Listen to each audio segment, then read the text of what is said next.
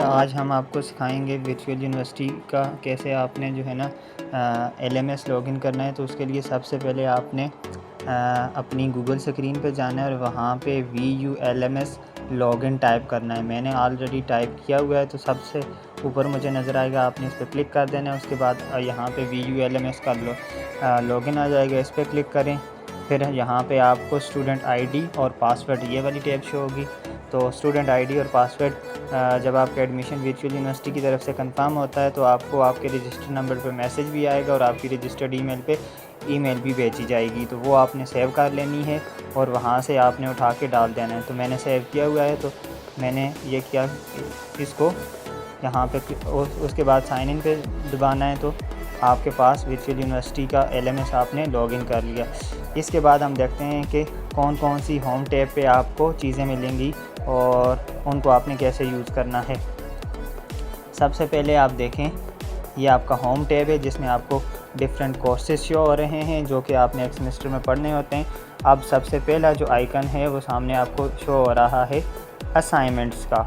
यहाँ पे आपने ये आपको नज़र आएगा, यहाँ पे डिफरेंट जो कोर्सेज़ हैं उनकी वीडियो लेक्चर्स अपलोड किए जाते हैं। तो यहाँ पे आप क्लिक करने के बाद आपको वो लेक्चर शो हो जाएंगे। आप वहाँ से इनकी वीडियो लेक्चर्स भी सुन सकते हैं।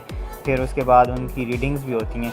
फिर सामने आ जाएं तो सबसे नीचे जो है ना असाइनमेंट की टैब है। असाइनमेंट की टैब पे आपने जब क्लिक करेंगे तो यहाँ पे आपको असाइनमेंट शो होंगी कि किसी भी कोर्स की टीचर असाइनमेंट अपलोड करेगा और उसके बाद आपने उसको सॉल्व करके सबमिट करवाना है। जो दूसरा आपके पास टैब है वो GDP की है, जिसको ग्रैंड डिस्कशन बोर्ड कहते हैं। इसमें ये होता है कि टीचर कोई भी टॉपिक असाइन करता है और उस पे जो है ना आपने पढ़ने के बाद 150 to 200 वर्ड्स पे लिखने होते हैं उस टॉपिक के बारे में।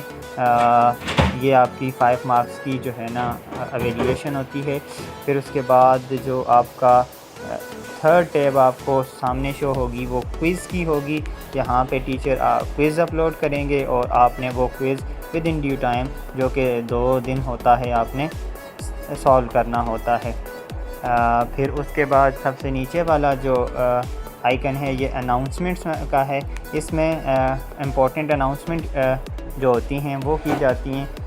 फॉर एग्ज़ाम्पल टीचर ने जब कोई असाइनमेंट अपलोड करनी होती है, GDP या क्विज़ अपलोड करना होता है, तो सबसे पहले वो यहाँ पे अनाउंस करेगा और असाइनमेंट, GDP या क्विज़ की डिटेल्स बताएगा। इस तरह मिड टर्म और फ़ाइनल टर्म की डेट शीट जब बनानी होती है तो उसकी भी अनाउंसमेंट आती है और मिड टर्म और फाइनल टर्म का जो कोर्स होता है उस कोर्स की अनाउंसमेंट भी यहाँ पे की जाती है।